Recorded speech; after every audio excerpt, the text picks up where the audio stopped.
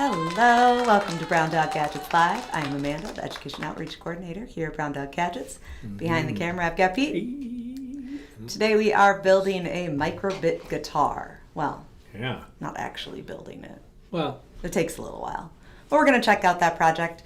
Before we jump into that, if you have not followed us on our social media platforms, please do so. You can find us on Facebook, Instagram, Twitter, X, and YouTube. Also, the guide for the project that you see today, as well as all of our other projects, products, and templates, can be found at browndoggadgets.com. And then if you have any questions while we're streaming, feel free to chat with us. Otherwise, you can always email us at help@browndoggadgets.com. All right, so on our website, there is a guitar project. Right. That is called the, I think, Rockstar? No, Instant Star Guitar, something like that. And it is this very cool, very elaborate project that was made by Natasha made it, right? Yes. Natasha made it. And it's fabulous, but it is not realistic for the classroom. So working with our local school district, there we go. Instant Star, It's very difficult. It is. We did change that to show it's very difficult. Yeah. It is like you're building this like 3D body. You could set it up with GarageBand. There's a lot going on. So we were working with a local school district who wanted to do some of these in their classrooms, but a simplified version. Yes. So they lit a fire under me, and I figured out a simplified version. It's still not simple, but it is simplified. 2D versus 3D. And it has a few different levels of difficulty that you could take it to as well, which is really helpful. So overall, let's check out the overhead cam real quick. So this is our simplified version of our guitar. Now, I have my hand here on purpose because the part I'm covering up is not the simplified part. There's a potentiometer on this one, but that is not the simplified. That's one of the advancements that you can do. So right now, each button does a different note. I have it specifically programmed so I can play Mary Had a Little Lamb because it's the only song I know how to play. But that is something that kids can actually change. If there are specific notes that they want to play, then they can make sure to program those notes when they program their MicroBit. Yeah. So the build is fairly basic. We've got a few different templates. We've got 3 different body guitar designs, which are also from Natasha's original project. So if cutting out cardboard is a little trickier for your students, I wouldn't go with template number 2. Okay. That one is a little tricky to get around these curves. But these 2 are pretty straightforward in cutting out the cardboard. I did talk to my 9-year-old who is actually taking this class in the school district that is doing this. And I asked him, he came home and he was so excited. He's like, Mom, I built my guitar. I haven't done the circuitry yet, but I built the actual body out of cardboard. I was like, okay, one of the biggest questions we had was, how was cutting out the cardboard? And he was like, it was kind of hard, but it was okay. We did it. I was like, great. Oh, there's no laser cutter there? No. Oh, it's a shame. It's called child labor. Okay. Yeah. So 3 different designs, and then just some dotted lines on kind of where things would connect. Then, so you would actually print these out, cut them out, trace it onto cardboard, and cut it out from there. And then we've got like the accoutrement right to the body of the guitar. So you've got the neck, you've got the head and the pins. I think I got those right. Tuning pins. Yeah. And then this is just the battery holder. It's just to hold the battery on there. If your kids aren't going to go far with it and they can stay connected to the computer, I mean, that could work too. You could power it that way. But this just lets you actually wander away from your connection. One thing I will point out is you've got tape lines on here to kind of show where the paths should be.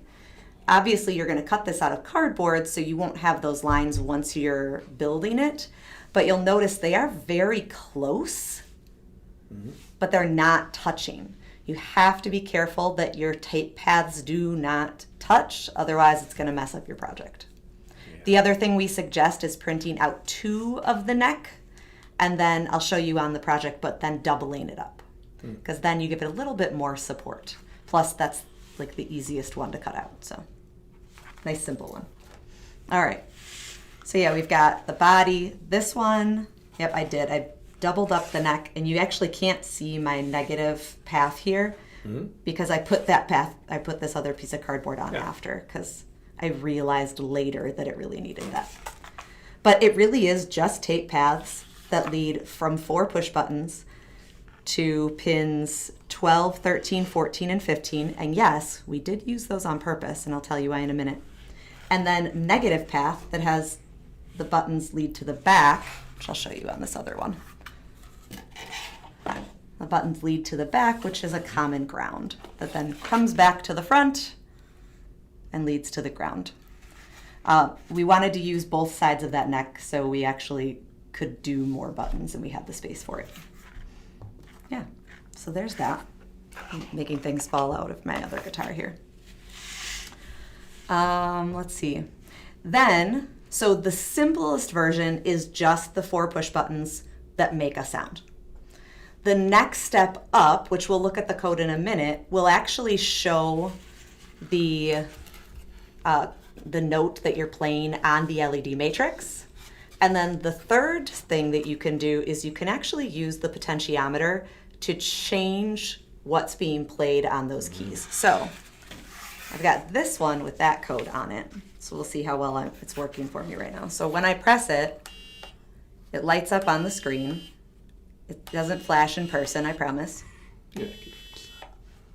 And then with my potentiometer, it's set for 3 different positions. So we map out those different positions. If it is all the way to one end, the notes are high of that note. The middle is the middle of that note. And then the low end, there it is the low of that note. So it just gives you a lot more options when playing a song. Right. All right. So that's kind of the basics of the build. Let's check out the code. Okay. And we could start with the basic code. Okay, hold on. Here. Yeah. That'll work. Wait, hold on. That one? There we go. That's better. Sure. Right? Why not? Sure. The part that I really want to push through here is that this project, I built this project on my own. Yeah. And came up with the code on my own. Yeah. However, I used MicroBit University to do it. So I went in and I was like, okay, cool. What do I need to know to make these 4 push buttons work? Let me look through MicroBit University and find, 4 push buttons and make sure that I'm looking at like the ones that use the speaker. And then I was like, okay, well, how do I make this potentiometer work? And side note, I know we mentioned that we used buttons 12, 13, or pins 12, 13, 14, and 15 for the push buttons. Mm-hmm. We did that so it would not interfere with the LED matrix when you wanted to add that on in the next step. So if you don't actually use the LED matrix, it doesn't affect anything, but this way you don't have to change things if you decided to add that on. Mm-hmm. All right, let's check out that code, Pete. Okay. It's in here somewhere. It's there somewhere. Eventually. It's a lot of steps. I was very detailed. Is this it? Yes, that's it. Okay. All right. So first for this one, since we're not using the LED matrix, we did turn that off. And then we turned the built-in speaker to on. So I know a lot of the things that we've done with sound have used our piezo speaker component. This one does not. It uses the built-in speaker on the actual MicroBit. So if you do not have version 2, you would need to actually connect a piezo speaker. Yeah. Or just get a version 2. That works too. The 2's been out for so many years. Yeah, it's rare to find version 1s anymore. I feel like with classrooms though, yeah, they might still have them. You get something and then you stick with it for quite a while sometimes. 10 years. Yeah. So then I did set the volume as high as it could go because it is a guitar. We want to rock out. And then, like we said, we used pins 12, 13, 14, and 15 for those push buttons. So we pulled those pins up. And then it is pretty simple. In that forever loop, if that certain pin is 0 or down, then it will play whatever note it was that I had it set for, which you can change. So students can change up those notes. They can, pick whatever note they need for whatever song. This could be a research project. Maybe they have a specific song they want to be able to play. Maybe they need to look up to find out what notes those would be. Mm-hmm. But those could also be a full melody. They could pull out the ringtone and drop in under the music tab. They could play a melody. They could. Tones. Yep. There's a lot of different things that they could do there. So, but then you would want to make sure that you got a stop all sounds in there somewhere too. There we go. Yep. So then, and actually, I think I got that from your stuff too. But then, so whenever you're pressing each of those buttons, it plays that note. And then when you stop pressing that button, it stops all sounds. Right. Yeah. What happens if you press more than one button at the same time? It doesn't work that way. What does it do? It plays the pin 15 or whatever is the highest in that forever loop. Yep. Yeah, so it starts the if here. Yep. If these are all low, it's going to go for that first one because that's the one it sees in this loop. So, yeah, that's okay. So I feel like you could you can press like 14 and then press and release 15, right? Like, like that'll work, won't it? Will that work or not? Kind of. A little bit. My tape's messy. I've had this one for a while. Kind of. It's a little hammer on. Yeah, action. You kind of got to go one note at a time. And I know Pete probably has a fix for this, but it's just not there yet. It's okay. Well, one thing is by using the LED display, it may be slowing down the code a little bit. Like we have seen that. Yeah. So even though we're not, we're not displaying anything. Well, so the one that I'm using right now is. Oh, that's right. Yeah. The other one. Oh yeah. So it seems a little faster. Yeah, absolutely. You can do some hammer-ons, as they're called, So that's kind of fun. Yeah, you are set. Yep. So that's a really good point. So with the LED enabled on the later versions, which we'll check out, it does slow it down so you can't do that back and forth. But if you're just doing the one that's on the screen right now, it gives you a little bit more control. It's a little bit faster, a little more responsive. Oh, you know what? Do you have the code? Is that in here? Is that this one? No. You have code for the... Yep, keep going. This version. The LED matrix one? Yeah, is this it? Down further. Nope, that's just saying like they could change it for... Okay. I think you went too far. Is this it? No, you're in between somewhere. There's 3 different sets of code there. So each, right. This one? Nope. Wait, No? It doesn't, I don't have a picture of it. It's a video. Oh, sorry. There it is. I got it. Right there. Sorry, I just always do that. Okay. So that one is just strictly putting the notes on the screen. So it's actually changing it to LED. We enabled the matrix, and then when that note is played, when that pin is down, it's showing the image that's there. So it doesn't have to be the letter. It could be anything the students really want it to be. There might be a way to speed it up too. So I'm just gonna, I don't know if this will work, but what you could do maybe is you duplicate this and then you take out these and put them in a separate loop. Interesting. It might. Because remember when it does the display, it like slows it down. Yeah, that's a good point. So I'm wondering, it might work. I don't know if it will for sure. Yeah, it's worth a try. But I'll check it out later. Cool. Yeah, I like it. Yeah. And then if we go further down, so that one just adds on the LED matrix. That's right. And then the last one adds on the potentiometer as well. And we did add in some functions for that one. Great. Once again, I used MicroBit University. That's what it's there for. Yay! That is the point of it. Mm. It is to be able to understand how to code certain things so you can do bigger things like this. So all I did was created 3 different functions. Okay. Each function is exactly what we were doing before, where if this pin is equals 0, then play this note and play and show this on the LED matrix. Okay. But I adjusted the notes to be a low, a medium, and a high of each of the notes. So you could see I've got play function or play low, play mid, and play high for the different functions. Right. And then, so yeah, looking at that play low or play whichever one, Yeah. it shows, that play mid is the function. It's middle G, middle E, and middle D. Or for low, it's low of those. So then you get a little bit more control too. This could be truly anything though. And if we look at the on start, that's where we mapped, or the forever loop. That's where we actually mapped it. Mm-hmm.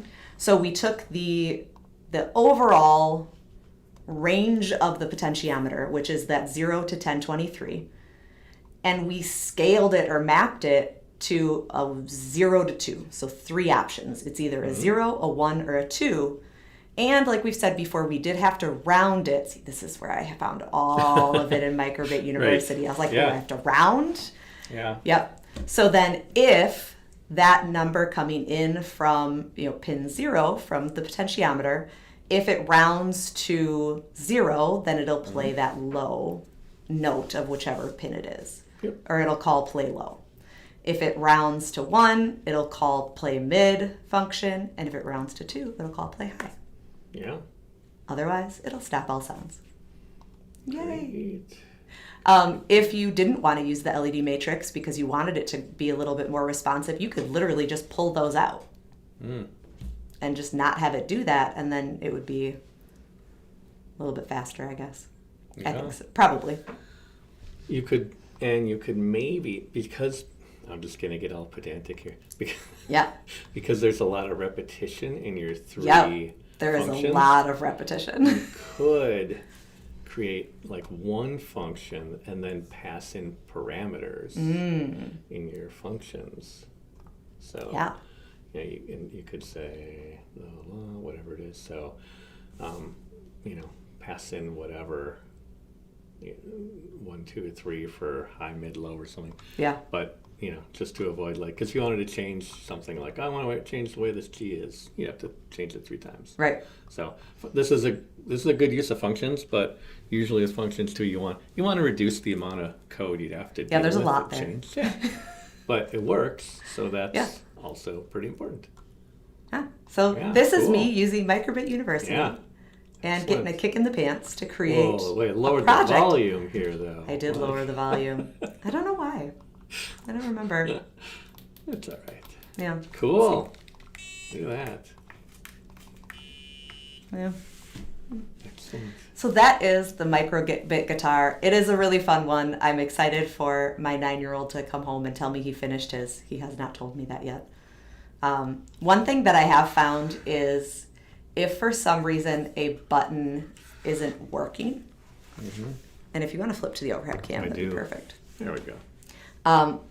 Because sometimes with the flexibility of cardboard, sometimes the buttons aren't making perfect contact, right? So if I go down the line here, all 4 of them are working right now. Let's check out these.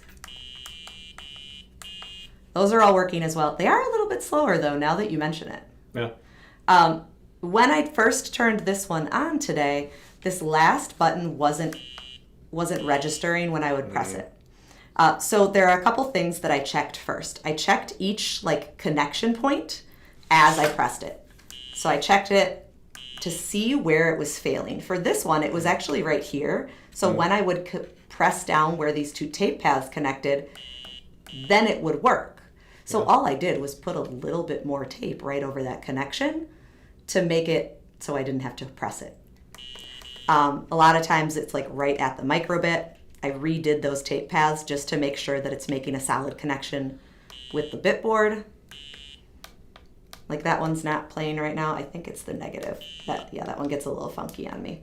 But I could rerun that tape or add an extra layer of tape. Yeah, just put tape on the top usually. Ooh, yeah. To do it.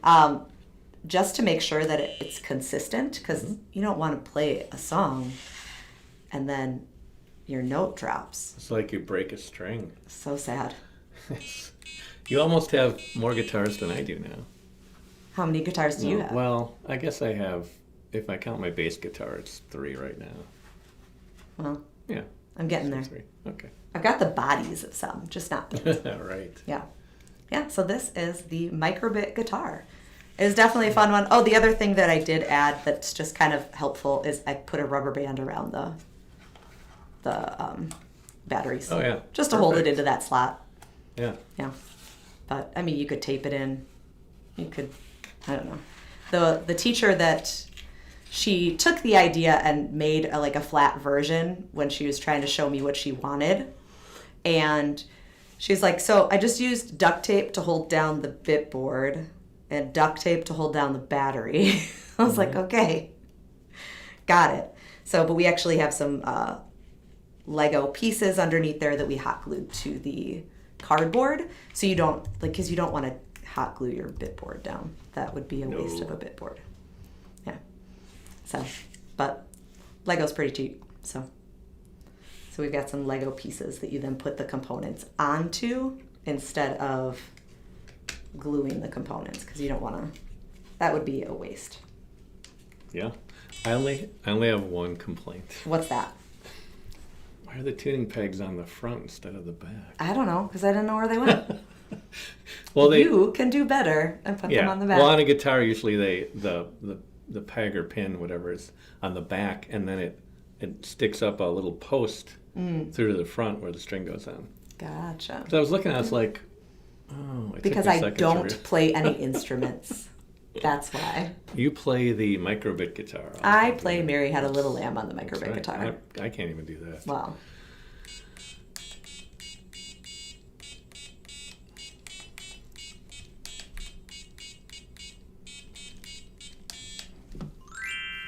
Thank you. Oh, right? COVID. I was trying to teach my kids how to play piano on the keyboard in the basement during COVID, and I learned Mary Had a Little Lamb. Got it. There you go. There you go. Yeah. That is all I've got for you today Right. on our fabulous MicroBit guitars. Definitely check them out. They are quite a bit of work, but a lot of fun. Yeah. And there's just a lot of different ways that kids could change it up to meet their needs too, which I think is really important, giving them those options too. Next week, Tuesday, we will be doing St. Patrick's Day cards because it is almost March. Yeah. Right? I think so. Yes. It's the 19th You made me question it. No, not the 19th. That's today. It's today. Yeah, it's the 19th today. Next week. Right. I'm saying it's almost March, right? Yeah. Okay. Sorry, I'm tired. Then next week, Wednesday, Josh will be doing the leprechaun hat. Ooh. And next week, Thursday, Andy's going to come on and show off his new MicroBit project, which involves a leprechaun. That's all I'm going to tell you. You better let him know he's doing that because he was confused yesterday. Well, I thought he knew that. I'll write the dates down for him. Okay. We'll do it. So hopefully... I'll be here even if he's not. So. There we go. Awesome. So please join us for those. If you have not followed us on our social media platforms, go check us out. We're on Facebook, Instagram, Twitter, or X, and YouTube. Just a reminder that the guides for the projects that you saw today, as well as all of our other projects, products, and templates, can be found at browndoggadgets.com. And then, as always, you can always email us if you have any questions at help@browndoggadgets.com. Got it. Have a great weekend. We hope to see you next week. Thanks for watching. Please visit browndoggadgets.com for parts, projects, and curriculum. Follow us on social media at browndoggadgets. We'll see you next time.